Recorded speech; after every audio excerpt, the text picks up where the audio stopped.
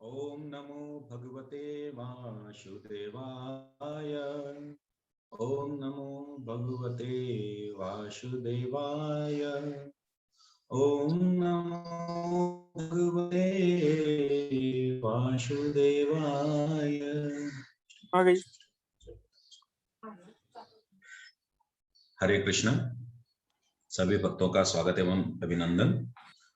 आज हम लोग 18 दिन 18 अध्याय भगवद गीता का अध्याय 2 को समझने की कोशिश करेंगे। सभी कोई म्यूट रखिए, कोई भी अपना इसको ऑन मत कीजिए, ठीक है। श्रील प्रभुपाद की जय। अध्याय 2 गीता का सार। इसमें कुल 72 श्लोक है और हम लोग इसको बारीकी से समझने की कोशिश करेंगे। भगवान यहाँ क्या कहना चाह रहे हैं, क्या हमारे लिए निर्देश है।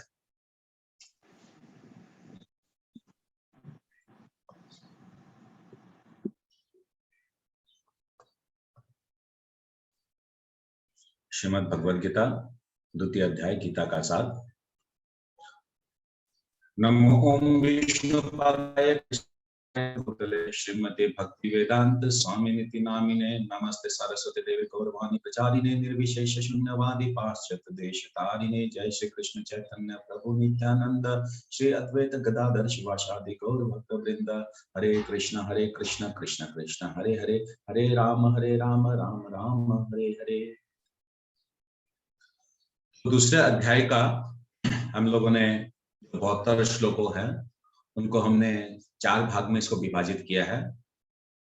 इसका नाम दिया हम लोगों ने GITA यानी गीता। तो पहले जी में है 1 नंबर श्लोक से 10 नंबर श्लोक तक, और जी से दिया है गुरु एक्सेप्टेड बाय अर्जुना, कि अर्जुन महात्मा जो है, कल हम लोगों ने देखा किस प्रकार जो है विभिन्न समस्याओं से वो घेरे जाते हैं, तो इसलिए वो गुरु की शरणागति होते हैं, भगवान कृष्ण की शरणागति होते हैं। फिर आई 11 नंबर श्लोक से 30 नंबर श्लोक, जिसको बोला गया है आइडेंटिटी ऑफ सोल, यानी आत्मा क्या है, आत्मा का रहस्य क्या है, वो हम लोग समझेंगे। फिर है टी मतलब हो गया 31 नंबर श्लोक से 53 नंबर श्लोक, जिसको बताया गया टी से टू ड्यूटीज, यानी स्व 2 प्रकार के धर्म को हम लोग समझेंगे, 2 प्रकार के स्व धर्म को समझेंगे। एक हो गया सकाम कर्म मार्ग का, एक हो गया निष्काम कर्म मार्ग का। तो 31 से 53 नंबर जो श्लोक है, इसको फिर वापस हमने 2 पार्ट में इसको विभाजित किया है, कि सकाम कर्म आएगा 31 से 37 नंबर श्लोक, और निष्काम कर्म आएगा 38 से 53 नंबर श्लोक। और फिर एक को हम अवधूत स्टेज, यानी स्थित प्रज्ञ व्यक्ति। स्थित प्रज्ञ व्यक्ति यानी जो भगवान की सेवा में तत्पर रहता है, जो भक्ति मार्ग में रहता है, जो अपने इंद्रियों को संयम रखता है, इंद्रियों का नियंत्रण रखता है, और आत्म साक्षात्कार का वो अधिपत्य होता है, वो आत्म साक्षात्कार के स्तर तक वो रहता है। तो इस प्रकार हमने दूसरा अध्याय का नाम दिया है गीता, GITA। तो हम लोगों ने कल देखा, पिछले अध्याय में हम लोगों ने देखा अर्जुन महात्मा जो है, अपने परिवार के लोगों के प्रति उसमें करुणा आ जाती है, उनका शरीर में कंपन आता है, और उनको ऐसा लगता है कि इस युद्ध में अगर वो जीत जाएंगे तो उनको भोगने के लिए कुछ भी विषय नहीं रहेगा। फिर उन्हें ऐसा लगता है कि वो अनासक्त, वो अननेसेसरी जो है वो इस पाप कर्म में वो व्यतीत हो रहे हैं, और इनको इस पाप कर्म में लगने की कोई आवश्यकता नहीं है। और फिर हम लोगों ने देखा कि उनको ऐसा लग रहा था कि उनका कुल का जो परिवार है वो विनाश हो जाएगा, और सारे जो परिवार वाले जो हैं वो वर्ण संकर को उत्पन्न करेंगे, स्त्रियां कुलसित हो जाएगी, और इस प्रकार जो है उनका जो कुल जो है, कुल धर्म, उसका विनाश हो जाएगा।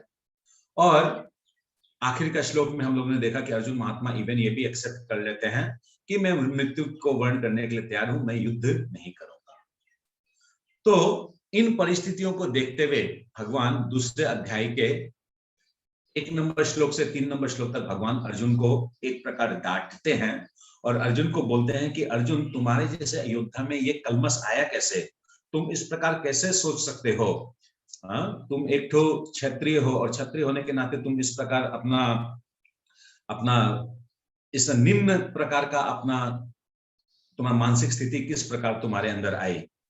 तुम्हें जानना चाहिए शास्त्र क्या बोलते हैं, तुम्हें जानना चाहिए कि भगवान परायण होने से हम क्या अपने जीवन को सार्थक कर सकते हैं। तुम इन सभी विषयों को तुमको जानना चाहिए। और भगवान इसको बोलते हैं अर्जुन महात्मा को, उनको इवन नापुंसक भी बोलते हैं और उन्हें बोलते हैं कि ये तुम्हें शोभा नहीं देता है। इस प्रकार देह आत्म बुद्धि से जो तुम्हारी सोच है ये तुम्हें शोभा नहीं देता है। तो फिर 4 नंबर श्लोक से 6 नंबर श्लोक तक पुनः वापस अर्जुन महात्मा जो अपने परिवार के लोगों के लिए करुणा व्याप्त करते हैं और वो बोलते हैं कि हे भगवान, हे कृष्ण, ये हे मधुसूदन, मैं इन भीष्म पितामह, द्रोणाचार्य इत्यादि को कैसे मारूं? भले ही वो मेरे संसार का लाभ के इच्छुक हो, किंतु वो तो है तो मेरे गुरुजन, तो इनका मैं कैसे वध करूं? तो हम देख पाते हैं कि अर्जुन महात्मा जो है पूर्ण रूप से, संपूर्ण रूप से जो है अपने देह आत्म बुद्धि में वो लिप्त हो गए हैं। वो देह से, वो शरीर के स्तर से ही वो सब चीज को वो बता रहे हैं। और 5वें नंबर श्लोक में अर्जुन महात्मा बोलते हैं कि कृष्ण, मैं तो युद्ध करूंगा ही नहीं, वरन से मैं अब एकांत स्थान में जाकर भीख मांगने के लिए भी मैं तैयार हूं, मगर मैं युद्ध नहीं करूंगा। और 6 नंबर श्लोक में हम देख सकते हैं कि अर्जुन महात्मा डिसीजन नहीं ले पा रहे हैं, यानी इनडिसीजन ऑफ अर्जुना। अर्जुना का क्या हो गया? 3 प्रकार जो डिसीजन नहीं ले पा रहा है। मैं युद्ध करूं, मैं युद्ध नहीं करूं, मैं युद्ध में जीतूंगा कि मैं युद्ध में नहीं जीतूंगा, ये मेरे लिए श्रेयस्कर है कि ये मेरे लिए हानिकारक है। तो इस प्रकार की मानसिक स्थिति अर्जुन की जो है वो बहुत ही विभ्रांत हो जाते हैं और अर्जुन जो है अपना डिसीजन नहीं ले पा रहा है। तब अर्जुन महात्मा 7वें श्लोक में क्या बोलते हैं? भगवद गीता में श्रील प्रभुपाद 7वें श्लोक में बताते हैं, अर्जुन महात्मा बोलते हैं भगवान को, क्या बोलते हैं? कार्पण्य दोषोपहत स्वभाव पृच्छामि त्वं धर्म समूढ़चेता यश्रेयसा निश्चितं ब्रूहि तन्मे शिष्यस्तेहं साधि मां त्वं प्रपन्नम्। अर्जुन महात्मा बोलते हैं, हे कृष्ण, अब मैं अपना कर्तव्य भूल गया हूं, मैं अपना धैर्य को खो चुका हूं और इस अवस्था में मेरी इस दुरावस्था में मैं आपसे पूछ रहा हूं कि मेरे लिए क्या श्रेयस्कर है, वो आप मुझे निश्चित रूप से बताइए। तो अर्जुन महात्मा को यहाँ क्या देखा जा रहा है? अर्जुन महात्मा गुरु की शरणागति हो रहे हैं। और गुरु की जब शरणागति हो रहे हैं तो हमें भी अपने जीवन में जब हमारे विभिन्न प्रकार की जब समस्या हमारे जीवन में आती है तो हमें जानना चाहिए कि हमें अब गुरु की शरणागति होनी चाहिए, हमें गुरु के पास जाना चाहिए और गुरु के जो अपना जो कलमश है, जो हमारी मानसिक स्थिति है, वो उन्हें बताना चाहिए। मगर अब एक प्रश्न आता है, गुरु कैसा होना चाहिए? कोई राह चलते जो है वही हमारा गुरु है कि गुरु का कोई अस्तित्व होना चाहिए, गुरु का कोई क्वालिफिकेशन होना चाहिए? तो श्रील प्रभुपाद जी बताते हैं कि गुरु के क्वालिफिकेशन होना चाहिए। अगर ये जो अभी हम लोग क्वालिफिकेशन को जो हम लोग चर्चा करने वाले हैं, वो अगर किसी एक व्यक्ति में, एक गुरु में अगर पाया जाता है तो हम उसे गुरु की तरह अपने जीवन में उनको हम लोग ग्रहण कर सकते हैं, क्योंकि गुरु ही एकमात्र है जो हमें दिव्य चक्षु प्रदान कर सकता है, गुरु ही एकमात्र है जो हमें इस भौतिक कलमश से हम लोग को मुक्त करा सकता है। तो क्या बताया गया है क्वालिफिकेशन ऑफ ए टीचर? एक प्रामाणिक गुरु की क्या क्वालिटी होनी चाहिए? सबसे पहले एक गुरु जो है वो परम वैष्णव होना चाहिए, वो हमेशा कृष्ण में रहना चाहिए, वो कृष्ण के अलावा कोई दूसरी से बातें नहीं करना चाहिए कि आपका बिजनेस कैसे चल रहा है, आपकी संपत्ति कैसे है, आपने कितनी गाड़ी खरीदी, आपका स्टॉक मार्केट कैसा चल रहा है, इन विषयों पे जो बात नहीं करता, वो एकमात्र कृष्णमय रहता है और कृष्ण की बातें हैं। और सबसे बड़ी बात है कि गुरु को गुरु परंपरा से होनी चाहिए। भगवान ने 4 परंपरा बनाई है, गौड़ीय माधव परंपरा जिसमें हम आते हैं, जिसमें हम प्रैक्टिस कर रहे हैं, श्री परंपरा, कुमार परंपरा और रुद्र परंपरा। तो इस प्रकार की 4 परंपरा है और हम लोग को देखना चाहिए गुरु उन चारों में से किसी एक परंपरा में वो होने चाहिए। गुरु को संपूर्ण रूप से शास्त्रों का, यानी भगवत गीता का, भागवतम का उनको पूर्ण ज्ञान होना चाहिए।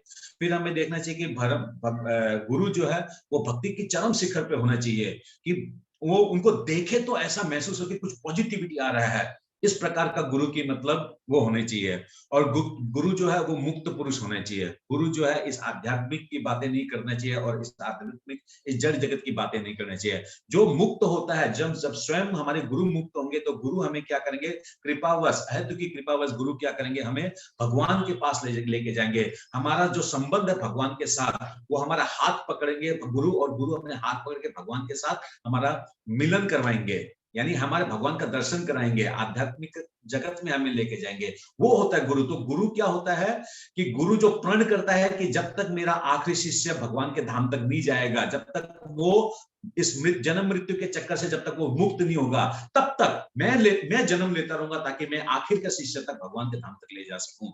वो होते हैं गुरु। उसी प्रकार जिस प्रकार गुरु की कुछ क्वालिटी होती है, वैसे शिष्य की क्वालिटी होनी चाहिए। शिष्य की क्वालिटी क्या होनी चाहिए? सबसे पहले शिष्य जो है गुरु के आदेशों का पालन करना चाहिए। जो गुरु शास्त्र के माध्यम से जो हमें आदेश दे रहे हैं उनका पालन करना चाहिए। गुरु को भगवान के तुल्य समझना चाहिए। भगवान और गुरु समान है ऐसा नहीं बोल रहा हूं मैं, गुरु भगवान के तुल्य। जिस प्रकार हम भगवान की अहेतु की कृपावश हम लोग उनकी आराधना करते हैं, उनकी साधना करते हैं, उसी प्रकार हमें गुरु की भी जो है उनको भगवान के तुल्य ही समझकर उनसे उनकी पूजा करनी चाहिए, उनकी आराधना करनी चाहिए और उनका शरणागति होना चाहिए।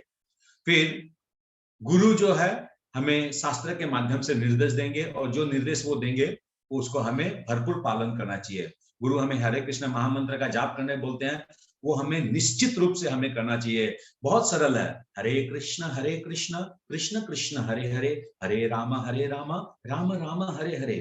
तो इस प्रकार हम देखते हैं कि गुरु और शिष्य की क्या क्वालिटियां होती है। अब आइए हम लोग कुछ समझते हैं कि गुरु क्यों बहुत जरूरी है। आध्यात्मिक जीवन में एक परंपरागत हमें गुरु क्यों जरूरी है। देखिए, हम सबके जीवन में विभिन्न प्रकार की हमारी समस्या रहती हैं, जिसको हम आध्यात्मिक, आदि भौतिक, आदि दैविक, इन 3 श्रेणियों में पा सकते हैं। हम इस कलियुग में हैं, यानी हमारी समस्या, भौतिक समस्या किस प्रकार होती है। सपोज रुपया पैसा चाहिए, बिजनेस मंदा चल रहा है, जॉब में प्रमोशन नहीं हो रहा है, और बच्चों की सगाई नहीं हो रही है, या कोई बच्चा जो है पढ़ाई में कमजोर है, या सामने वाला के घर में 3-4 गाड़ी है, मेरे घर में तो कम है, उसके पास बहुत सारी प्रॉपर्टी है, मेरे पास कम है, इत्यादि आदि विभिन्न रकम की हमारी ये समस्या हमारे जीवन में रहती है। मगर एक गुरु हमें बताएगा कि ये जो समस्याएं हैं ये क्या है, टेम्पररी समस्या है, आज है कल नहीं रहेगा, कल नहीं था आज होगा। तो ये परिवर्तन होता रहता है। हमारे जीवन की जो मूल समस्याएं हैं वो है जन्म मृत्यु जरा व्याधि का चक्कर। जिसका जन्म होता है उसकी मृत्यु निश्चित है, और मृत्यु के पहले जो उसके जीवन में जरा और व्याधियां आती है। तो हमें जानना पड़ेगा कि हम 84 लाख योनियों में हम निरंतर चक्र में हम फंसे हुए हैं, जन्म मृत्यु के इस चक्कर में फंसे हुए हैं। तो गुरु हमें इस आध्यात्मिक जीवन के बारे में हमें बताता है कि इस भौतिक जीवन में जो रियल कलमश जो है उसके बारे में बताता है। तो गुरु के पास जब हम जाते हैं, गुरु लेते हैं, तो गुरु हमें बताते हैं, गुरु हमें मार्गदर्शन करते हैं, गुरु हमें भक्ति का पाठ पढ़ाते हैं, गुरु हमें बताते हैं कि हम अपने डेली किस प्रकार हम लोग कर्म कौशल्य करते हुए हम भगवान की प्राप्ति कर सकते हैं, हम अपने भक्ति जीवन को निपुण कर सकते हैं। गुरु किन किन 4 नियमों का हमें पालन करना चाहिए ताकि हमारे आध्यात्मिक जीवन में हमारी अग्रगति हो। और गुरु हमें बताते हैं कि जो शास्त्र में जो नहीं लिखे हुए हैं उनसे हमें बाध्य करना, उन विषयों को हम लोग अपने जीवन में नहीं उतारना चाहिए।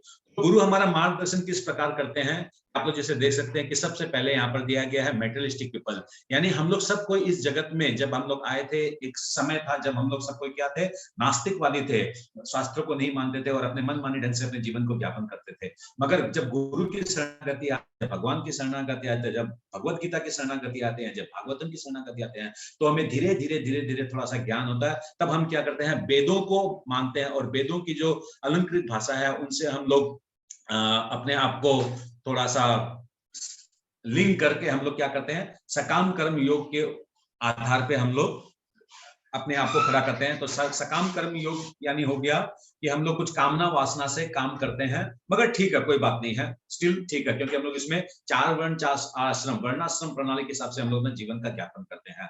फिर उसके ऊपर भगवान ने बताया गया कि जब हम लोग ऐसी 4 वर्ण 4 आश्रम की पद्धति से जब हम लोग कार्य करते हैं और अपनी इंद्रियों को कंट्रोल करते हैं और अपना कामना वासना जब नहीं रहती है तो इसे निष्काम योग कहा जाता है। और इसी निष्काम योग करते करते जब हम लोग अपने जीवन में जो कार्यकलाप है उनमें जब भगवान को जोड़ लेते हैं, तब हम लोग कार्य कर्म कौशल करते हैं। उसी प्रकार हम फिर धीरे धीरे धीरे जो है आत्मा के स्तर पे जाते हैं, और आत्मा के स्तर को समझते समझते हम लोग फिर पूर्ण रूप से भगवान कृष्ण में हम लोग भक्ति करते हैं, उनके दास बन के उनकी सेवा करते हैं। यानी हमारा जो ये जीवन जो है, हमारा जीवन ये संपूर्ण कैसे होगा, ये हमारा जीवन हमारे जीवन का सार्थ जो है वो सार्थक कब होगा, जब हम लोग को हम लोग गुरु के माध्यम से हम लोग अपने जो निम्न स्तर की जो जीवन है उससे धीरे धीरे धीरे धीरे धीरे धीरे धीरे अपने आप को पूर्ण रूप से भगवान कृष्ण भावनामृत के प्रति हम लोग लेके जाएंगे।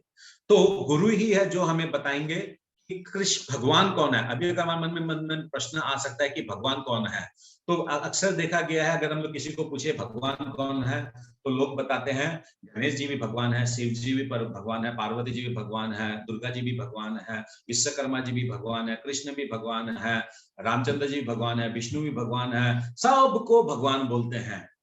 मगर शास्त्र ने बताया है कि भगवान किसे कहते हैं, जिनका स्वरूप सच्चिद आनंद होता है वो भगवान है। और प्लस भगवान यानी क्या हो गया, जिसमें 6 गुण 6 ऐश्वर्य होते हैं उनको बोला जाता है भगवान। जो 6 ऐश्वर्य को धारण किया है पूर्ण रूप से उन्हें कहा गया है भगवान। यानी वो व्यक्ति जिसके अंदर पूर्ण रूप से यश है, पूर्ण रूप से ज्ञान है, पूर्ण रूप से वैराग्य है, पूर्ण रूप से धन है, पूर्ण रूप से उनमें शक्ति है और पूर्ण रूप से सौंदर्य है, वो है भगवान।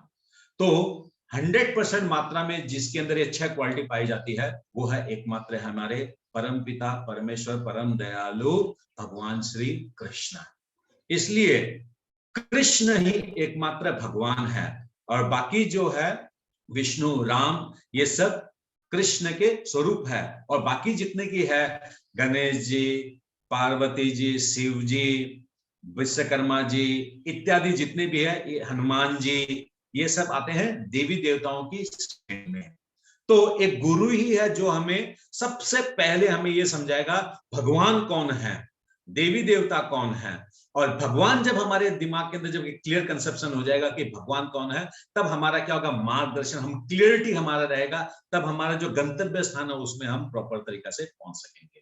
तो अर्जुन महात्मा के विभिन्न स्थिति को देखते हुए भगवान सबसे पहले 11 नंबर श्लोक से 30 नंबर श्लोक तक अर्जुन महात्मा को सबसे पहले बताते हैं, क्योंकि अर्जुन हर एक चीज जितनी भी अर्जुन ने अपनी समस्याओं को भगवान को बताया वो सब देह से था, सारा समस्या शरीर से वो था कि मैं इनको मारूं कैसे, ये मेरे स्वजन हैं इत्यादि इत्यादि, मेरे रिलेटिव्स हैं। तो सबसे पहले भगवान क्या कर रहे हैं, अर्जुन महात्मा को समझा रहे हैं कि अर्जुन तुम देह नहीं हो, सबसे पहले तो तुम समझो कि तुम आत्मा हो। और इसलिए भगवान ने क्या किया, सर्वप्रथम जब भगवान ने ज्ञान दर्शन जब देना स्टार्ट किया तो भगवान ने द्वितीय अध्याय के 11 नंबर श्लोक से 30 नंबर श्लोक तक आत्मा के विषय में बताया है।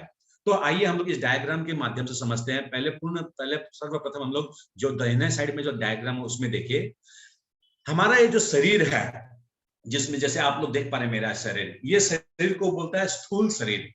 और इस स्थूल शरीर में क्या चीज है, इस स्थूल शरीर में 2 चीज और है, भीतर में है। क्या है वो 2 चीज, एक तो आत्मा है और उस आत्मा के ऊपर में क्या चीज है, मन बुद्धि अहंकार, ये 3 चीज आत्मा के साथ में रहता है।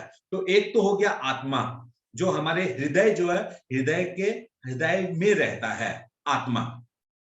आत्मा के साथ में क्या है, मन बुद्धि अहंकार, ये 3 चीज आत्मा के साथ में है।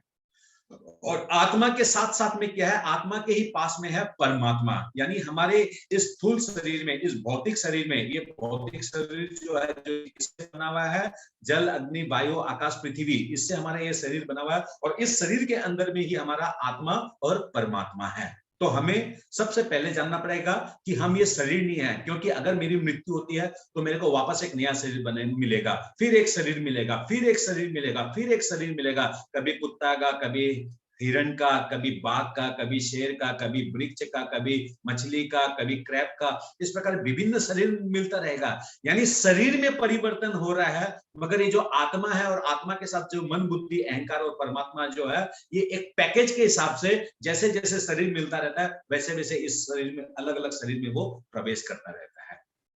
तो हमें सबसे पहले जानना पड़ेगा कि हम शरीर नहीं है, हम आत्मा है। सबसे पहले आध्यात्मिक जीवन का शुरुआत जो होता है, पहले इसी स्तर से होता है कि सबसे पहले हमें समझना पड़ेगा मैं एक आत्मा हूं। तो अब ये आत्मा क्या है, इसमें भगवत गीता में बताया गया है, ये आत्मा जो है चूल के अग्र भाग का जो 10,000वां भाग होता है, उसका एक भाग है। आत्मा इतना सूक्ष्म, इतना छोटा होता है। आत्मा जो है ये क्या है, आत्मा नित्य भगवान का साथ इसका नित्य संबंध है। आत्मा नित्य है, इटर्नल है। आत्मा कोई समाप्त होने वाला चीज नहीं है, और आत्मा जो है भगवान के साथ इसका नित्य संबंध है। हाँ, इसलिए हम लोग को बताया गया है कि आत्मा जो है, आत्मा के ऊपर में हम लोग का धूल जमा हो गया है। इस आत्मा को जब ये उपलब्धि हो जाएगा कि मैं भगवान का नित्य दास हूं, मेरा नित्य संबंध भगवान के साथ है, मैं इस मोह माया जाल में, इस पृथ्वी में मैं फंस गया हूं, इस भौतिक जगत में फंस गया हूं, मेरे को भगवान के नित्य धाम में वापस लौट के जाना है, तब आत्मा जो है, हम लोग समझ, आत्मा का जो ओरिजिनल काम जो है वो तब शुरू होगा। आत्मा एक्चुअली में क्या है, जिस प्रकार भगवान सच्चिदानंद है, वैसे आत्मा भी सच्चिदानंद है, मगर आत्मा जो है इस कुलसित जगत में आने के कारण ये अपना अस्तित्व, अपना निजी स्वरूप को भूल गया है। आत्मा का मूल उद्देश्य है आत्मा को अपने गोलोक धाम में जाना है, आत्मा को जो है भगवान के नित्य धाम में जाना है। तो भगवान इस आत्मा के विषय में बताते हैं कि आत्मा क्या है, कि जो इस शरीर में है, जो चेतना इस शरीर में है, वो ही आत्मा है। यानी इस शरीर से अगर आत्मा निकल जाती है तो ये डेड बॉडी हो जाएगा, इस शरीर का कोई काम नहीं है। यानी आत्मा चेतनशील है। आत्मा क्या है, आत्मा वो है जिसको जलाया नहीं जा सकता है, भिगोया नहीं जा सकता है, मारा नहीं जा सकता है, काटा नहीं जा सकता है। ये आत्मा शाश्वत है, नित्य है। ये आत्मा सच्चिदानंद है। ये आत्मा जो है, शरीर के माध्यम से सुख और दुख होता है, हानि और लाभ होता है, प्रॉफिट एंड लॉस होता है, मगर आत्मा के स्तर में उसको कोई हानि लाभ कुछ इस भौतिक जगत से इसको लेन देन नहीं है। हम लोग शरीर, एक मृत्यु होने के बाद इस शरीर से दूसरा शरीर, दूसरा शरीर से तीसरा शरीर, तीसरा शरीर से चौथा शरीर, हम लोग निरंतर परिवर्तन करते रहते हैं। मगर और परिवर्तन भी करते हैं, प्लस क्या होता है, हमारा जन्म होता है, हमारे शरीर जन्म होता है, जन्म के बाद हम लोग बाल्यकाल पहुंचते हैं, बाल्यकाल का युवा होते हैं, युवा होने के बाद बूढ़ा होता है, बूढ़ा होने के बाद मृत्यु होती है। तो इस प्रकार क्या होता है, इस शरीर में परिवर्तन होता है, मगर आत्मा में कोई परिवर्तन नहीं है। आत्मा का जो साइज पहले था वो ही साइज उसका अंत तक रहता है। आत्मा के साइज में परिवर्तन नहीं होता है। आत्मा जो शरीर में जो है, शरीर मरता है मगर आत्मा कभी नहीं मरती, आत्मा नित्य है। और हम लोग को जानना चाहिए कि हम लोग अगर अपने इंद्रियों को संभव रखेंगे, अगर हमने अपने इंद्रियों को, यानी हमारे 5 कर्म इंद्रिया, 5 क्या है, ये अगर नियंत्रित रहेगी तो हमारा मन नियंत्रित रहेगा, हमारा मन नियंत्रित रहेगा तो हमारी बुद्धि नियंत्रित रहेगी, और बुद्धि नियंत्रित रहेगी तब हमारा आत्मा नियंत्रित रहेगा। तो आत्मा जो है, आत्मा हमारा मूल है, आत्मा हमारा मेन है। आत्मा के साथ हमारा क्या संबंध है, आत्मा जो मूल है, इस विषय को हम लोग भूल गए हैं। और इसलिए हम लोग इस भौतिक जगत में, इस जड़ जगत में हम लोग बार बार हम लोग जन्म ले रहे हैं, मृत्यु ले रहे हैं, जन्म ले रहे हैं, मृत्यु ले रहे हैं। हमें जानना पड़ेगा कि हमें आत्मा साक्षात्कार बनना है, हमें आत्मा को समझना है, आत्मा की खुराकी देनी पड़ेगी। हम लोग इस शरीर के लिए क्या करते हैं, लिपस्टिक, क्रीम, पाउडर, डेली खाना खाते हैं, डेली ये सोते हैं, डेली इसको जिम में जाते हैं, सब कुछ कर रहे हैं, यानी इस शरीर की खुराकी दे रहे हैं। मगर आत्मा की जो खुराकी है, आत्मा जो है कितने जुगांतर से, कितने समय से ये आत्मा जो भूखी है, इस आत्मा का खाद्य हम लोग को देना पड़ेगा। तो आत्मा का खुराकी क्या है, आत्मा का खाद्य क्या है, आत्मा किस प्रकार भगवान के धाम जाएगी, किस प्रकार ये इसका शाश्वत संबंध है कृष्ण के साथ में, उन सब विषयों को लेकर ही इस भगवत गीता में भगवान चर्चा करते हैं। तो आइए अब आगे हम लोग समझते हैं कि भगवान 2 चीज बताए हैं। 11 नंबर से आत्मा के विषय में सब बता दिया। फिर अब भगवान बताते हैं कि अर्जुन महात्मा की मानसिक स्थिति थी कि मेरे को ये भोग नहीं मिलेगा, वो भोग नहीं मिलेगा, है मैं शोक में डूब गया हूं। शोक में डूब गया था वो शरीर के माध्यम से, तो उसके लिए तो भगवान ने आत्मा का ज्ञान दिया। अब क्या हुआ, अर्जुन महात्मा को लग रहा था कि मेरे को सुख नहीं मिलेगा, इन सबको मार दूंगा, मेरे को भोग नहीं मिलेगा, मेरे को पाप होगा, इत्यादि इत्यादि वो अपने बातें भगवान को बताए थे। तब भगवान ने जाकर उनको एक और ज्ञान दिया। आत्मा का ज्ञान देने के बाद क्या बताया भगवान ने, वो आइए हम लोग थोड़ा समझने का कोशिश करते हैं। तो आप लोग यहाँ पर स्लेट में देखिए, भगवान ने यहाँ बताया है अर्जुन महात्मा को कि अर्जुन महात्मा, दो प्रकार के स्वधर्म होते हैं। दो प्रकार के स्वधर्म होते हैं। क्या क्या दो स्वधर्म है? तो पहला स्वधर्म बताया गया है, पहला स्वधर्म बताया गया है कि एक जीव के लिए, जीव मतलब आत्मा, एक जीव के लिए दो प्रकार के स्वधर्म है। एक तो स्वधर्म हो गया शरीर के स्तर पर, यानी वो शरीर के स्तर पर जो आदमी कार्य करता है उसका एक वो धर्म है, और दूसरा एक धर्म क्या है, आत्मा के स्तर पे। तो दो प्रकार के एक आदमी अपना जीवन यापन कर सकता है। क्या तो वो शरीर के माध्यम में रहे, इस शरीर की संतुष्टि में वो लगा रहे, और दूसरा हुआ वो आत्मा के स्तर पे रहे, आत्मा की संतुष्टि के लिए वो लगा हुआ रहे। इसलिए यहाँ पर क्या कहा गया है, हम लोगों ने नाम दिया है टू ड्यूटीज, यानी GITA। तो टी पे अभी क्या आ गया, टू ड्यूटीज, यानी स्वधर्म, सकाम कर्म। तो सकाम कर्म हो गया शरीर के स्तर पर, जहां पर इंद्रिय, कामना, वासना, इच्छाएं रहती हैं, तो उसको बोला गया है, शरीर के स्तर को बोला गया है सकाम कर्म। और जो आत्मा के स्तर पे, जो आत्मा के स्तर तक जो लेके जाएगा, उन कर्मों को बोला गया है निष्काम कर्म। ठीक है, तो आइए अब हम लोग समझते हैं कि ये सकाम कर्म क्या है और निष्काम कर्म क्या है। तो जैसे मैं बता चुका हूं आप लोग को, सकाम कर्म मतलब हो गया माध्यम से किया गया कर्म, यानी वेदों को मानते हुए, वर्ण आश्रम प्रणाली को मानते हुए किया गया कार्य, मगर उन कार्यों के प्रति जीव का क्या होता है, कर्म फल के प्रति आसक्त रहता है, उसको बोलते हैं सकाम कर्म। यानी मैं ये पूजा करूंगा तो मुझे ये मिल जाए, मुझे इसकी उपलब्धि हो जाए, मैंने ये चढ़ावा दिया है, मेरे को ये मिल जाए, मेरा बेटा का ये हो जाए, मेरे बेटी का ये हो जाए, मुझे घर संपत्ति मिल जाए, इत्यादि। यानी कर्म फल के प्रति आसक्ति है उनको। तो भगवान बोले कोई बात नहीं है, तुम्हारी अगर कर्म फल के प्रति आसक्ति है, तुम्हारी अगर इच्छाएं है, कामना वासना है, नो प्रॉब्लम, तुम करो, क्योंकि ये सकाम कर्म का मार्ग है जो धीरे धीरे धीरे धीरे तुम्हें निष्काम कर्म का मार्ग पर लेके जाएगा। निष्काम कर्म से तुमको आत्म साक्षात्कार होगा, आत्म साक्षात से तुम भगवान भक्ति के मार्ग पर जाओगे। यानी सीढ़ी नंबर 1 है, इसी से ही सीढ़ी नंबर 2, सीढ़ी नंबर 3, सीढ़ी नंबर 4, सीढ़ी नंबर 5 को जाओगे।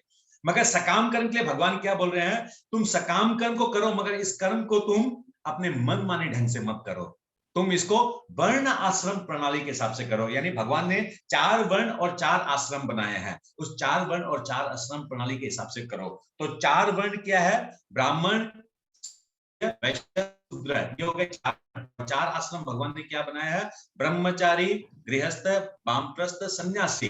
तो इन फॉर्मूला के हिसाब से भगवान ने जो फॉर्मूला दिया है, इस फॉर्मूला के हिसाब से तुम अपना जीवन का यापन करो।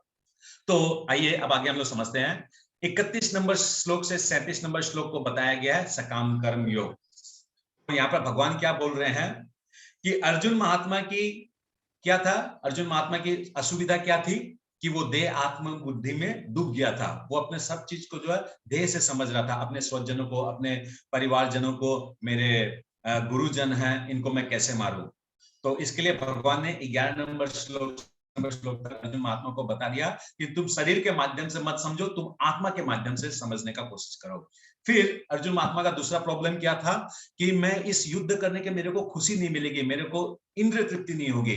तो भगवान ने 31 नंबर श्लोक में अर्जुन महात्मा को बताया है कि तुम क्षत्रिय होने के नाते तुम अपने वर्ण आश्रम धर्म को पालन करो, तब तुमको क्या होगा, तुम अपने स्वधर्म को पालन करोगे।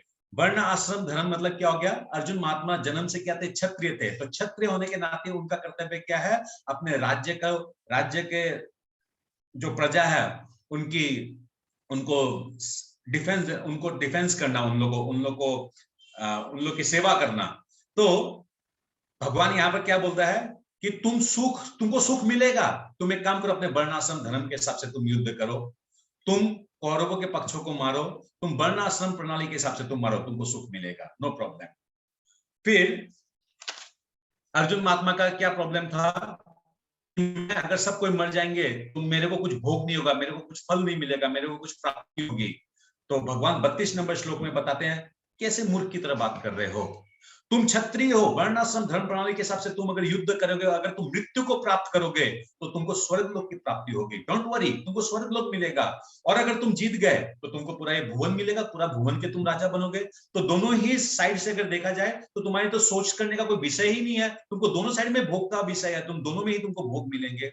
फिर अर्जुन महात्मा का एक प्रश्न था कि उनको पाप कर्म में लगेगा, अगर वो इस युद्ध को करते हैं तो सारे उनके परिवार जन मर जाएंगे, तो उनको पाप लगेगा।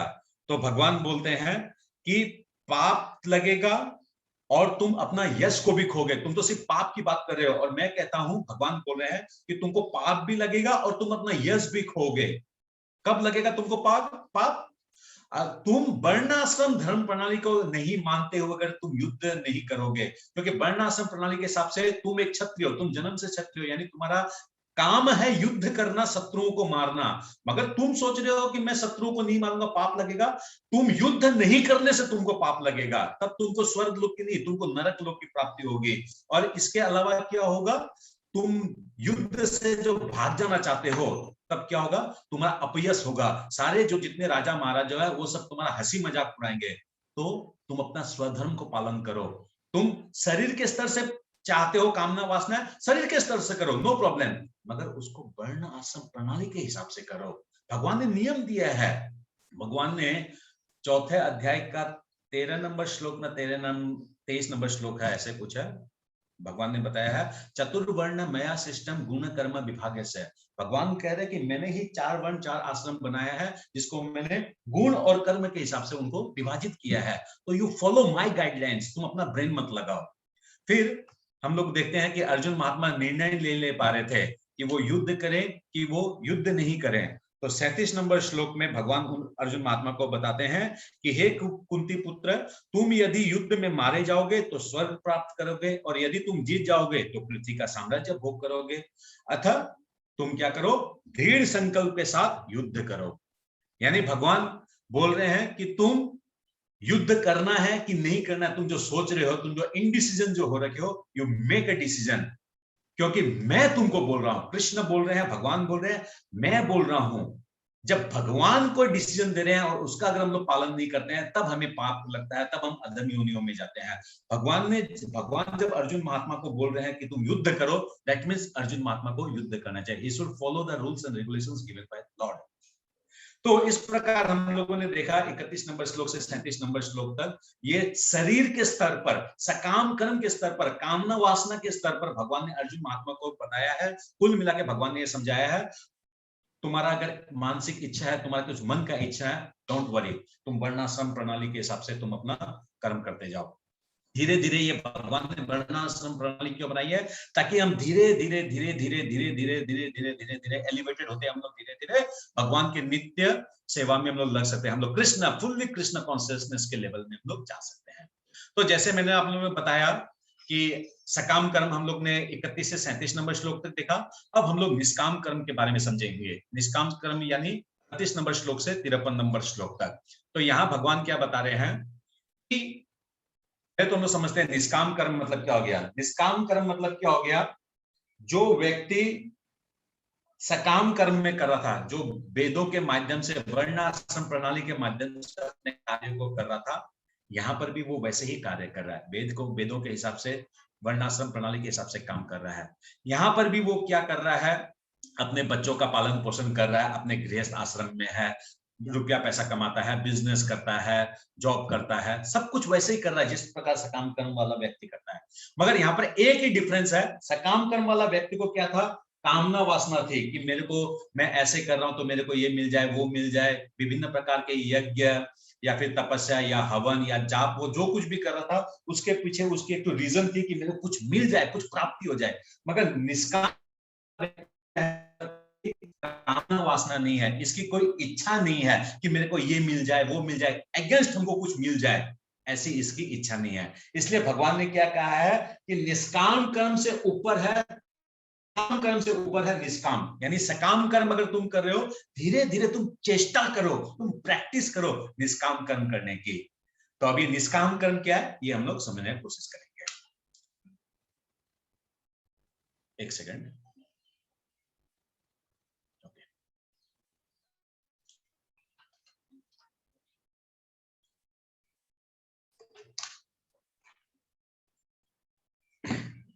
तो भगवान क्या बोलते हैं 38 नंबर श्लोक में, अर्जुन तुम ये सुख दुख हानि लाभ विजय पराजय ये सारी बातें जो है ना ये शरीर के स्तर पे होती है, तुम इस स्तर से ऊपर उठो और तुम मेरे कहने पर मैं जो अब तुमको अभी इंस्ट्रक्शन दे रहा हूं उसको तुम फॉलो करो। क्योंकि सुख दुख हानि लाभ विजय पराजय इत्यादि क्या ये द्वंद्व है, मतलब डुअलिटी, अच्छा बुरा, बढ़िया होगा खराब होगा, ये सब बातें जो है हम तभी समझते हैं तभी सोचते हैं जब हम लोग शरीर के माध्यम से सोचते हैं। मगर तुमको मैं अभी बताऊंगा कि तुम इन स्तरों से तुम ऊपर उठो और वो क्या है, उससे क्या फायदा होगा। तो भगवान बोलते हैं कि तुम निष्काम कर्म करो, तुम इंद्रिय इच्छाओं से कामना वासना से तुम काम करो, तुम कर्म करो। यानी भगवान डायरेक्टली बोल रहे हैं मैं तुमको इंस्ट्रक्शन दे रहा हूं, मैं तुमको बोल रहा हूं कि तुम युद्ध करो, तुम सिंपली युद्ध करो, तुम अपना दिमाग को ही मत लगाओ। मगर अर्जुन महात्मा के विभिन्न प्रश्न थे और इसलिए भगवान को इतना कुछ अर्जुन महात्मा को समझाना पड़ रहा है। तो भगवान बोल रहे हैं 38 नंबर श्लोक में कि तुम इन द्वंद्वों से मुक्त हो, हानि लाभ इत्यादि से तुम मुक्त हो, इस शरीर के स्तर से मुक्त हो।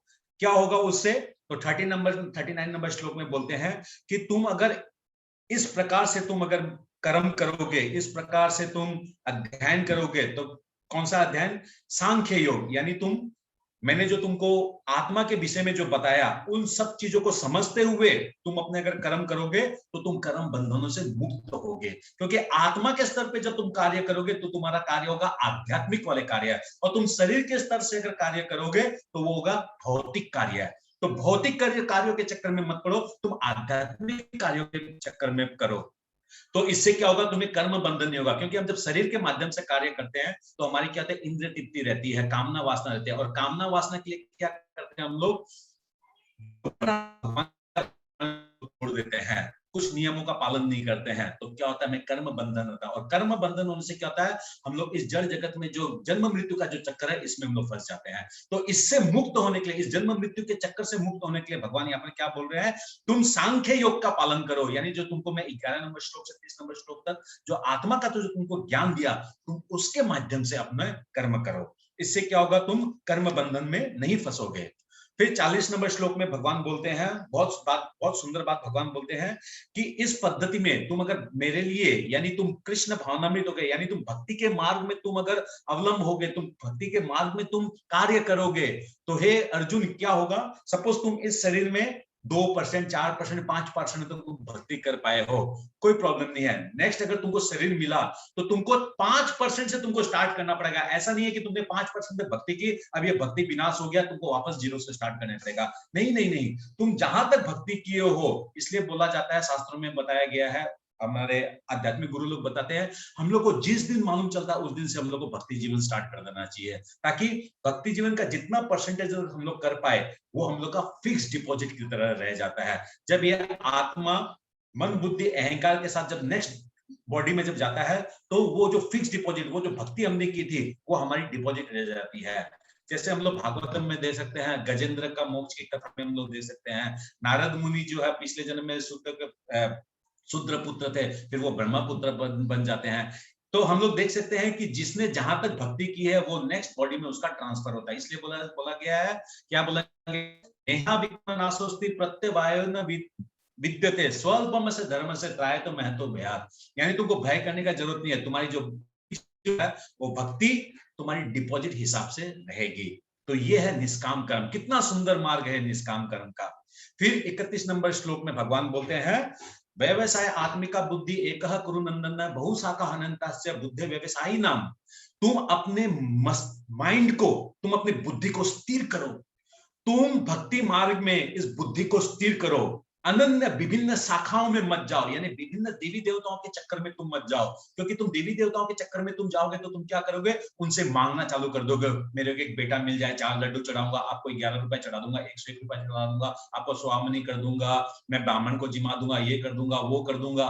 तब क्या होगा, तुम्हारी मानसिक स्थिति क्या रहेगी, एक मांगने की रहेगी, गिव एंड टेक की तुम्हारी एक तो रिलेशन रहेगा। मगर मैं तुमको क्या बोल रहा हूं, तुम विभिन्न शाखाओं में व्यक्त नहीं होकर मूल को पकड़ो, तुम मूल में जाओ, यानी अपनी बुद्धि को स्थिर करो। और बुद्धि को स्ट्रांग करने के लिए भगवान ने कहा है, आचार्यों ने कहा है कि तुम, हमें क्या करना चाहिए, बुद्धि को स्ट्रांग करने के लिए हम लोग को भगवत गीता भागवतम का आश्रय लेना चाहिए। एक प्रामाणिक गुरु के आश्रय से हम लोग को शिला प्रभुपाद हमारे प्रामाणिक गुरु है, जो इस्कॉन के फाउंडर आचार्य है, उनकी शरणागति रहकर हम लोग को भगवत गीता भागवतम इत्यादि को समझना चाहिए। तब क्या होगा, हमारी बुद्धि स्ट्रांग होगी, और बुद्धि स्ट्रांग होगी तब क्या बोला गया यहाँ पर, व्यवसाय आत्मिका बुद्धि एक कुरु नंदन, एक, सिर्फ एक में ही हम लोग का तब ये बुद्धि स्थिर रहेगा।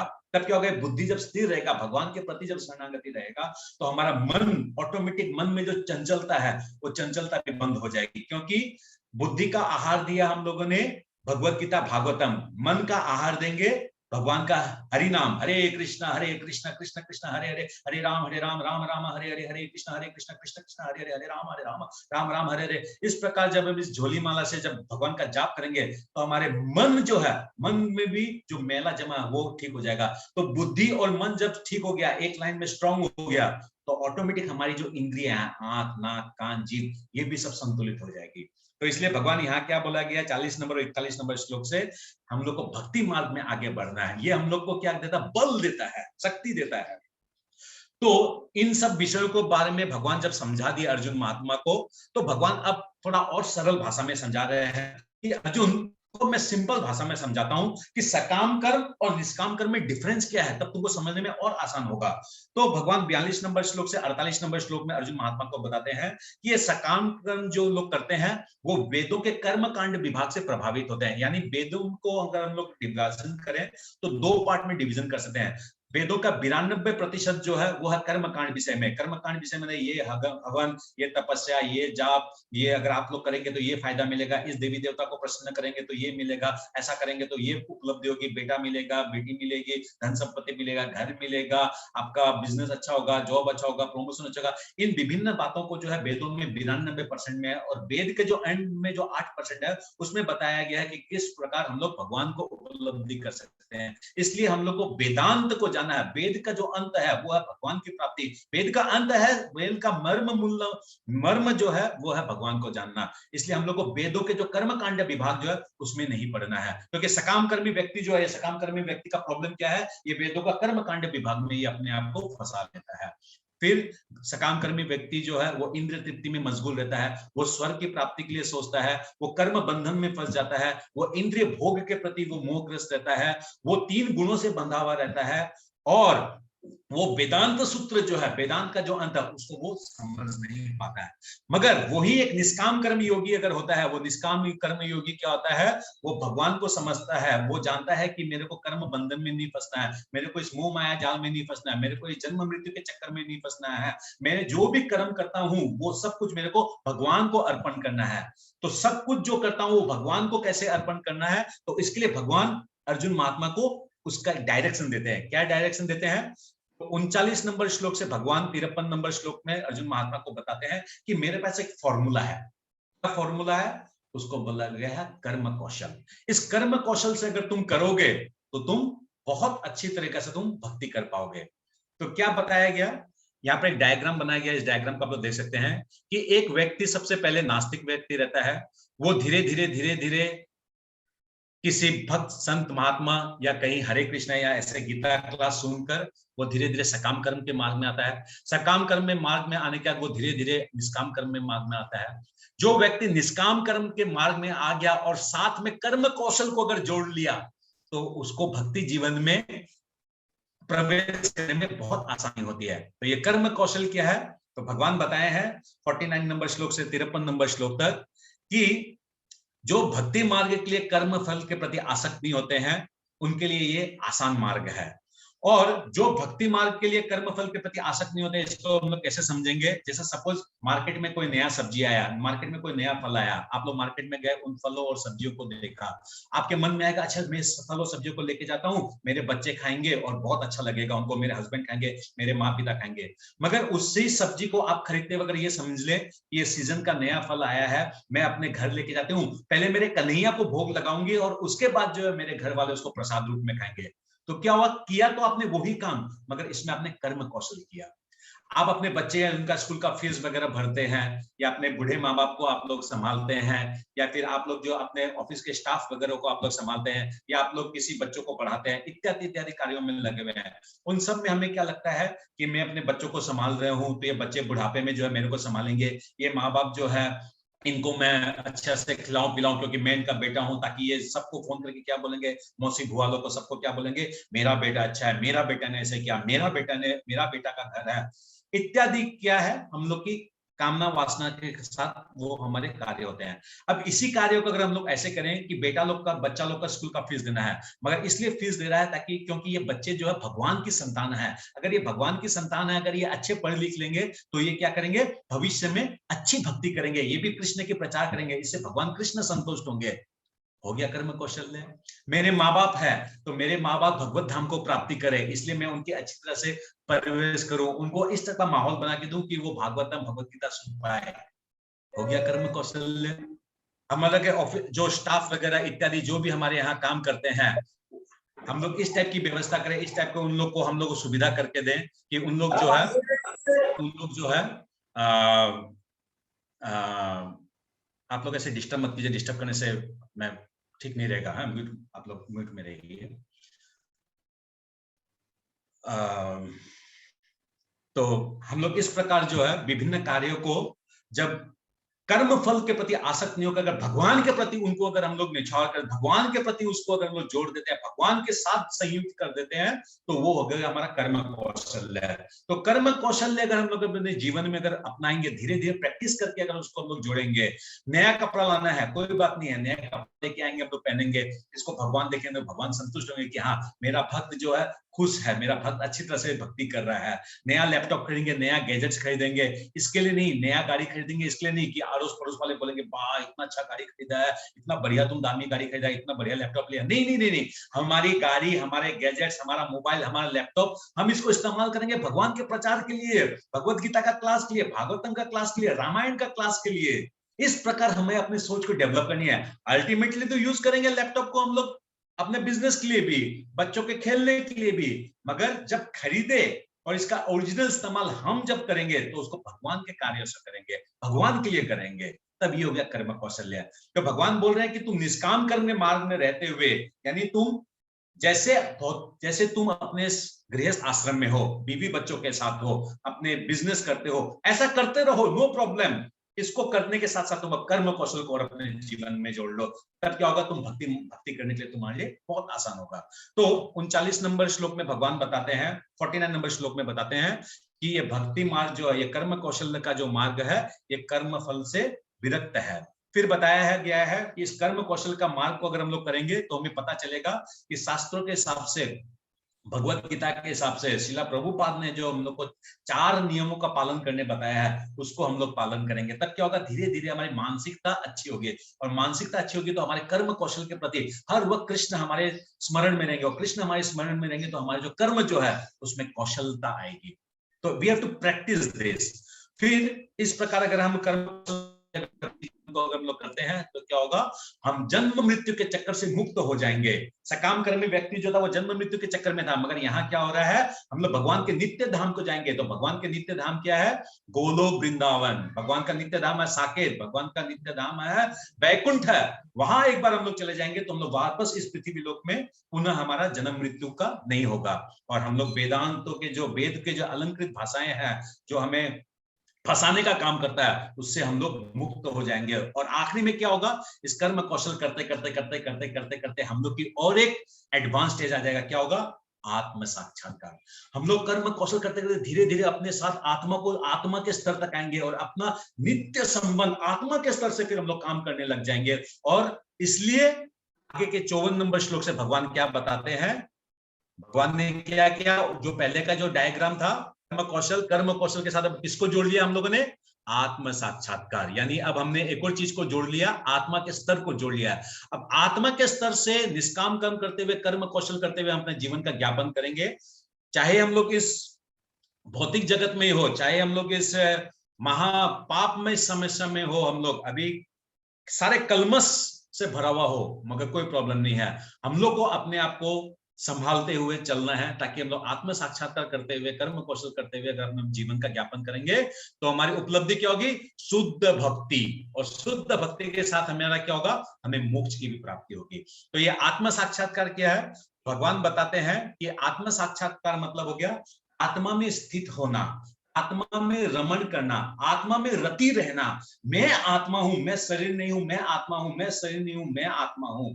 इस टाइप की जब मानसिकता हम लोग जब डेवलप कर लेंगे, हमारे कर्मों को, हमारे जो काम कार्य है, कार्य को हम लोग कर्म कौशल कर लेंगे और कामना वासना से जब मुक्त रहेंगे, तब ऑटोमेटिक हम लोग शुद्ध भक्ति के स्तर तक चले जाएंगे। हम लोग को भक्ति में आनंद लगने लग जाएगा और अंततः गत्वा जब हम लोग भगवान के स्मरण में जब इस शरीर को जब त्याग करेंगे तो हम लोग को मोक्ष की प्राप्ति होगी। तो इसलिए अर्जुन महात्मा 54 नंबर श्लोक में बताते हैं, पूछते हैं भगवान से कि हे कृष्ण, मुझे एक चीज बताइए, ये जो स्थित प्रज्ञ व्यक्ति होते हैं, ये जो आत्मा रमण जो मुक्त व्यक्ति होते हैं, ये जो आत्म साक्षात्कार व्यक्ति जो होते हैं, इनकी क्वालिटी क्या है, ये किस प्रकार द्वंद्वों में ये अपना बिहेव करते हैं, किस प्रकार ये इंद्रिय विषयों से मुक्त रहते हैं और किस प्रकार ये अपने इंद्रियों को अपने अंत गंतव्य स्थान में इन लोग इनको एंगेज करते हैं। तो इस प्रकार बहुत सुंदर 4 प्रश्न पूछते हैं अर्जुन महात्मा 54 नंबर श्लोक में, और जिसका उत्तर जो है भगवान आगे बताते हैं। तो क्या प्रश्न अर्जुन महात्मा, अध्यात्म के लक्षण क्या है, वो कैसे बोलते हैं, उनकी भाषा क्या है, वो किस तरह बैठते हैं और किस तरह वो चलते हैं, यानी quality, how they handle duality, how they detach from sense gratification and how they engage their senses. Okay, तो भगवान 56, 57, 3 और 58 इन श्लोकों में भगवान बताते हैं कि सबसे पहले प्रश्न था कि व्यक्ति का क्वालिटी क्या होता है। सबसे पहले बताया कि वो सकाम कर्मी नहीं होता है, वो इंद्रिय तृप्ति नहीं करता है, वो कर्म फलों के बंधन से वो मुक्त रहता है। फिर दूसरा प्रश्न है, स्थित प्रज्ञ व्यक्ति जो है वो बंधों में किस प्रकार बिहेव करता है। जब उसके जीवन में दुख आता है तो वो ये समझता है कि मेरे पिछले जन्मों के कर्म फल है, इसमें किसी का कोई दोष नहीं है। दूसरा वो ये समझता है कि मैं तो एक्चुअली में और गंदा हूं, मैं तो बहुत भौतिक जगत को मैं भोग रहा हूं, मैं तो बहुत ही गंदा इंसान हूं, मगर भगवान की दया देखो, भगवान ने मेरे को डिस्काउंट कर दिया। मेरे को जितने कर्म भोगने थे, जितने मेरे को और मेरी दुर्दशा होनी थी, मगर भगवान ने मेरे को डिस्काउंट कर दिया। यानी जब उसके जीवन में दुख आता है तो वो सम रहता है, वो दुख से अपने आप को और ज्यादा वो दुखी नहीं कर लेता है। और उसके जीवन में जब सुख आता है तो वो क्या समझता है कि ये तो भगवान की अहेतु की कृपा है कि भगवान मेरे को इस लायक समझा, मेरे जैसे पतित को भी भगवान जो है इस टाइप का सुख दिया, मैं तो इसके योग्य नहीं हूं। और दूसरा वो क्या समझता है कि मैं तो भगवान का ऋणी हो गया हूं, अब मैं और अच्छी तरह से भक्ति करूंगा, तब जाके मैं भगवान के इस ऋण को कहीं ना कहीं भगवान को अर्पण कर सकूंगा। तो इस प्रकार सुख, दुख, भय, क्रोध इत्यादि जब उनके जीवन में जब स्थितियां आती है, वो उससे क्या होते हैं, सम रहते हैं, अपने आप को बिविल्डर नहीं करते हैं, अपने आप को एकदम समस्याओं से नहीं खेल लेते हैं। तीसरा प्रश्न क्या है कि वो सेंस ऑब्जेक्ट से, अपने इंद्रियों से किस प्रकार से वो दूर रहते हैं। तो क्या बोला गया है यहाँ पर कि जब कोई भी व्यक्ति इंद्रिय या इंद्रियों के जो विषय है, इंद्रिय या इंद्रियों के जो विषय है, उससे क्या होता है, हम लोग को शुभ और अशुभ, यानी ये अच्छा है, ये बुरा है, ये अच्छा है, ये बुरा है, हर एक चीज, इंद्रिया मतलब आंख, नाक, कान, इससे हम लोग क्या है, इनके विषय मतलब आंखों का विषय है देखना, जीभ का विषय है टेस्ट लेना, नाक का विषय है सुगंध लेना, कान का विषय है सुनना। तो हम लोग क्या करते हैं, जब भी कोई चीज देखते हैं या सुनते हैं, देखिए 2 प्रकार से ही हमारे इस शरीर के अंदर में प्रवेश होता है कोई भी वस्तु के प्रति। ये बोतल को जैसे मैं देखा वैसे मेरे मन में आया, ये अच्छा है या ये बुरा है। ये ऑरेंज कलर का है, मेरे को ऑरेंज पसंद है तो ये अच्छा है, उसको ऑरेंज कलर पसंद नहीं है तो उसके लिए बुरा है। तो इसका मतलब क्या हो गया, आंखों के माध्यम से हम लोग सेंस ग्रेटिफिकेशन हमारे अंदर जाता है। और दूसरा हुआ सुनने से, फोन पे किसी से बात कर रहे हैं या मोबाइल में कुछ सुन रहे हैं, इमीडिएटली लगा अरे ये तो अच्छा चीज है, ये तो भोग करने का विषय है। यानी हमारे इस सेंस में इस मन को जो स्विच जो दबाता है वो हो गया आंख और कान। ये आंख और कान के माध्यम से हमारे भीतर में प्रवेश करता है। तो आंख और कान के माध्यम से जब कोई चीज प्रवेश करता है, फिर हम लोग देखते हैं ये मेरे लिए, ये मेरे को पसंद है, ये मेरे को पसंद नहीं है, ये मेरे लिए अच्छा है, ये मेरे लिए अच्छा नहीं है, मैं इसको भोगूंगा, मैं इसको नहीं भोगूंगा। तब क्या होता है, वो बंधन का कारण बन जाता है। मगर स्थिर प्रज्ञ व्यक्ति है, वो जब कोई वस्तु को देखा, उसको लगा कि सपोज उसको लगा भाई कि अच्छा है, मगर वो क्या करता है, उसमें हर्षित नहीं होता। नहीं नहीं नहीं नहीं नहीं, भगवान की सेवा में लगाना है, ये मेरे को खुशी जो देगा ये टेम्पररी खुशी है, ये बेकार है, मेरे को नहीं रहा। यानी वो अनुकूल रहता है, वो हर परिस्थिति में वो सम रहता है। और वही चीज अगर उसके लिए अशुभ है तो वो क्या करता है, उसको घृणा नहीं करता, नहीं नहीं ये खराब है, अरे ये तो ये अच्छा नहीं है, ये अच्छा नहीं है, ऐसा नहीं करता वो। क्यों? क्योंकि वो जानता है कि इस भौतिक जगत जो कुछ भी है, जो कुछ भी समान है, जो कुछ भी वस्तुएं हैं, वो सब भगवान ने बनाई है। क्योंकि भगवान क्या है, सर्व कारण कारणम, भगवान ने ही सब कुछ बनाया है, भगवान से सब कुछ है। तो ये सारे चीजों जो है मानसिक स्तर से, मनुष्य के मानसिक स्तर से अच्छा और बुरा, अच्छा और बुरा, अच्छा और बुरा है। मगर भगवान जब सब चीज को बनाया है तो अच्छा और बुरा कैसे होगा। इसलिए भगवान की बनाई हुई वस्तु को हम लोग को भगवान के लिए अर्पण अगर कर दें, भगवान की सेवा में अगर नियोजित कर दें, तब हमारे मन से ये शुभ और अशुभ, शुभ और अशुभ, ये चिंतन हमारे दिमाग से चला जाएगा। फिर आखिर का क्वेश्चन पूछते हैं कि इन सेंसों को, इन इंद्रियों को मैं कैसे नियोजित करूं, इन इंद्रियों को कैसे मैं सफल कार्य में मैं लगाऊं, कैसे इनको मैं इंद्रियों को, ये जो भौतिक जगत है, ये जो आज जो समस्या, आज की जो परिस्थिति है, इसमें कैसे मैं इनसे डिगेज हो जाऊं। तो भगवान बताते हैं कि तुम एक कुर्म की तरह, एक टॉर्टोइस की तरह तुम बनो। टॉर्टोइस जो अपनी इंद्रियों को, अपनी जो सारी इंद्रियां, हाथ पैर, उनको तभी बाहर निकालता है जब उनका प्रयोजन होता है। नहीं तो वो क्या करता है, अपने उस सेल के अंदर, अपने उस आवरण के अंदर में उसको, उस प्रकार तुम अपने इंद्रियों को यूज करो। इंद्रियों को सिर्फ कृष्ण की जब बातें सुनने को मिले, कृष्ण का नाम चर्चा, कृष्ण का गुणगान, कृष्ण की कथा हो, तब इस कान और आंख को तुम खोलो। वरना अननेसेसरी आंख और कान को मत खोलो। बस अपना भौतिक जगत में हो, भौतिक जगत का कार्य करते रहो, मगर आंख और कान को भगवान की सेवा में लगाते हुए करो, भगवान के श्री चरणों में उनको डॉक्टर करते हुए करो। नहीं तो क्या होगा, तुम्हारा पतन हो जाएगा। फिर 15 नंबर श्लोक जो है वो बहुत महत्वपूर्ण श्लोक है। यहाँ पर बताया गया है, विषया विनिवर्तन्ते निराहारे से देहिनाम रसवर्ज रसोपशम परम दृष्ट्वा निवर्तते। यानी यहाँ बताया गया है कि हमारी जो इंद्रियां हैं, इन इंद्रियों को अगर हम लोग नियंत्रण करने का कोशिश करेंगे तो बहुत मुश्किल है, बहुत ज्यादा मुश्किल है। क्योंकि ये कलयुग है, कलयुग में इतने विषय हैं, इतना सारा फिल्म, इतने सारे न्यूज़पेपर, इतने सारे गैजेट्स, कैसे हम लोग नियंत्रण करेंगे। तो नियंत्रण करना असंभव है, बहुत मुश्किल है। तो भगवान यहाँ बोले कि एक रास्ता है कि तुम अपने इंद्रियों को हायर टेस्ट दो। क्या बोलो, परम दृष्ट्वा निवर्तते, परम, तुम इसको परम टेस्ट दो। यानी परम टेस्ट कहाँ है, भगवान की भक्ति में है, भगवान के गुणगान में है, हरे कृष्ण महामंत्र में है, भगवत गीता में, भागवतम में है। इन सब में अगर तुम अपने इंद्रियों को नियोजित कर दोगे तो ये इंद्रियां जो वैश्या की तरह इधर उधर जो घूमती है, ये अपना घूमना बंद कर देगी, ये एक जगह एकत्रित होगी। जो अभी हम लोग थोड़ी देर पहले पढ़े थे कि व्यवसाय आत्मिका बुद्धि को स्ट्रॉन्ग करो। तो यानी जब बुद्धि स्ट्रॉन्ग होगी तो ये इंद्रियां जो है ऑटोमेटिक स्ट्रॉन्ग हो जाएगी, और ये सिर्फ जो है भगवान नाम में, यानी हायर टेस्ट में ये उसमें तृप्त रहेंगे। भगवान फिर आगे बताते हैं कि ये जो हमारी इंद्रियां हैं, ये प्यासे घोड़ों की तरह है, इन घोड़ों को नियंत्रण करना बहुत जरूरी है। अगर तुम इन घोड़ों को अगर नियंत्रण नहीं करोगे तो ये घोड़े जो है, ये प्यासे घोड़े जो है, 5 घोड़ों को बताया गया। 5 घोड़े मतलब हमारी आंख, नाक, कान, त्वचा, जीभ, इनको बताया गया है। ये 5 घोड़े जो है ये हमें पतन कराएगी, ये हमारा एक्सीडेंट करा सकती है। हो सकता है कि हम लोग भक्ति जीवन में आगे बढ़ रहे हैं, हम आत्मा उपलब्धि कर रहे हैं, हम लोग निष्काम भाव से कर्म कर रहे हैं, मगर ये इंद्रियां बहुत प्रबल है, बहुत ज्यादा प्रबल है। इसलिए इन इंद्रियों को अम्बरीश महाराज का उदाहरण देके हम लोग को प्रभुपाद समझाते हैं। अम्बरीश महाराज जिस प्रकार से सारी इंद्रियों को भगवान की सेवा में लगाए हैं, उस प्रकार हमें भी अपनी सारी इंद्रियों को भगवान की सेवा में नियोजित करना चाहिए। तब जाके हमारा ये जो शरीर है, ये इंद्रियां हैं, ये सही रहेगा। तो इंद्रियों के विषय के लिए बताया गया 62 नंबर और 63 नंबर श्लोक में बताया गया है। क्या बताया गया है, ध्यायत विषयान पुंस संगस्ते सुपजायते संगत संजायते काम काम क्रोध अभिजायते। यानी इंद्रियों का विषय जैसे ही हमारे मन में आता है वैसे ही हमारी क्या था प्लानिंग चालू हो जाती है। प्लानिंग चालू होते क्या था, हमारी काम वासना हो जाती है, और काम वासना किसी कारण से नहीं हो पाई तो हमारी क्रोध उत्पन्न हो जाता है, क्रोध से मोह होता है, और मोह से हमारी स्मृति विभ्रांत हो जाती है, जिससे हमारा बुद्धि नाश हो जाता है और हमारा पतन हो जाता है। जैसा हम इस एग्जाम्पल में दे सकते हैं, यहाँ पर एक डायग्राम बनाया हुआ है।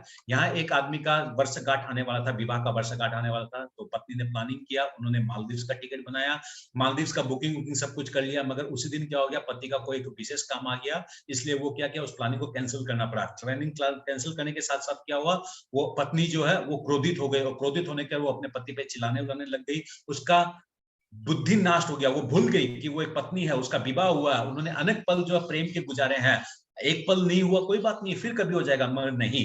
और इसके कारण क्या हुआ कि उसको सम्मोह हो गया, वो उल्टा पुल्टा वो बोलने लगी, उसको मोह से ग्रस्त हो गई वो, और अंत में क्या हुआ, उन लोग का डाइवर्स हो गया। तो यानी क्या हो गया, स्टार्टिंग कहां से हुआ कि विवाह की वर्षगांठ आने वाली है, यानी उन्होंने जब उस विषय को जब सोचा, वहां से वो चालू हुआ, और लास्ट में एंडिंग कहां हुआ, डाइवोर्स से हुआ।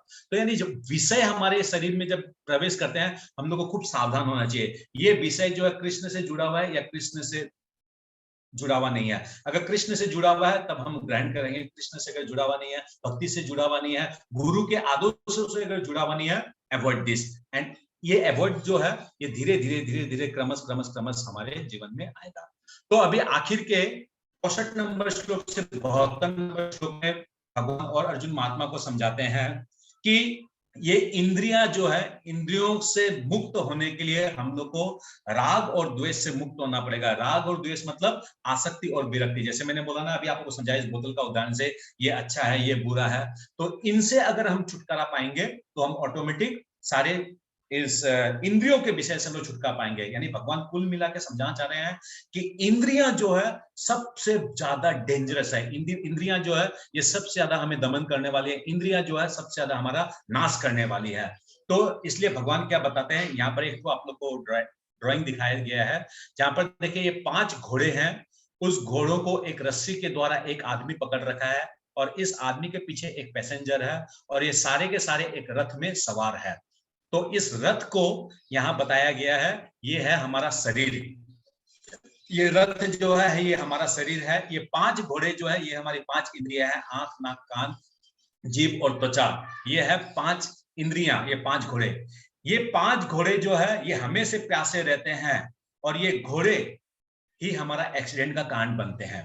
और ये जो डोरी जो है, ये जो घोड़ों को जो लगाम खींचने वाली जो डोरी है, ये है मनुष्य का मन, और ये जो पीछे जो आदमी पकड़ रखा है इन डोरियों को, वो है बुद्धि। यानी बुद्धि जो है मन के माध्यम से इन इंद्रियों को पकड़ रखा है, यानी ये व्यक्ति इस लगाम के माध्यम से घोड़ों को पकड़ रखा है, यानी ये बुद्धि मन के माध्यम से इंद्रियों को पकड़ रखा है। अगर ये व्यक्ति जो लगाम को पकड़ रखा है, ये अगर अपने हाथों से अगर लगाम को छोड़ दे, या फिर ये अपने बुद्धि को प्रॉपर्ली यूज नहीं करे, इधर उधर देखना चालू कर दे, तब क्या होगा, ये इंद्रिया ये घोड़े उधर इधर उधर दौड़ेंगे और एक्सीडेंट हो जाएगा। और एक्सीडेंट होने से क्या होगा, ये पीछे जो पैसेंजर जो बैठा हुआ है इस रथ में, इस बॉडी में जो पैसेंजर बैठा हुआ है वो है आत्मा। ये आत्मा क्या होगी, इस पैसेंजर, ये पैसेंजर जो आत्मा जो पैसेंजर बना हुआ है, इसका भी एक्सीडेंट हो जाएगा। यानी ये आत्मा मोहग्रस्त होकर इस भौतिक संसार में बार बार जन्म बार बार मृत्यु के चक्कर में फंस जाएगी। इसलिए हम लोग को सबसे पहले क्या करना है, इन इंद्रियों को संयम करना है। और इंद्रियों को संयम करने के लिए जो लगाम है मन, इसको संयम करना है, और मन को संयम करने के लिए बुद्धि को संयमित होना पड़ेगा। यानी बुद्धि मूल है, बुद्धि मेन कंट्रोलर है। बुद्धि अगर इधर उधर हो गई तो मन भी इधर उधर हो जाएगा और इंद्रियां भी उधर उधर हो जाएंगी। इसलिए महात्मा गण शिला प्रभुपाद बताते हैं कि अगर हमें बुद्धि को स्ट्रॉन्ग करना है तो हमें क्या करना पड़ेगा, भगवत गीता का और भागवतम का श्रवण करना पड़ेगा, सुनना पड़ेगा, बोलना पड़ेगा, पढ़ना पड़ेगा। तब क्या होगी, हमारी बुद्धि स्ट्रांग होगी, और बुद्धि जब स्ट्रांग होगी तब क्या होगा, बुद्धि ये मन को कंट्रोल करेगी, और मन जब कंट्रोलित होगी तब ये इंद्रियां ऑटोमेटिक कंट्रोल हो जाएगी।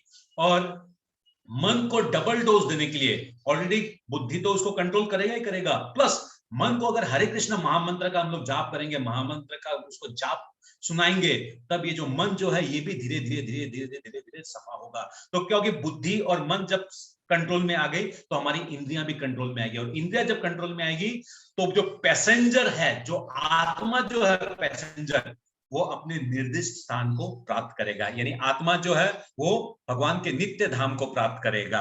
और एक बार भगवान अगर नित्य धाम को अगर प्राप्त कर गया तो बोला गया है कि वो इस भौतिक जगत में वापस उसको नहीं आना पड़ेगा।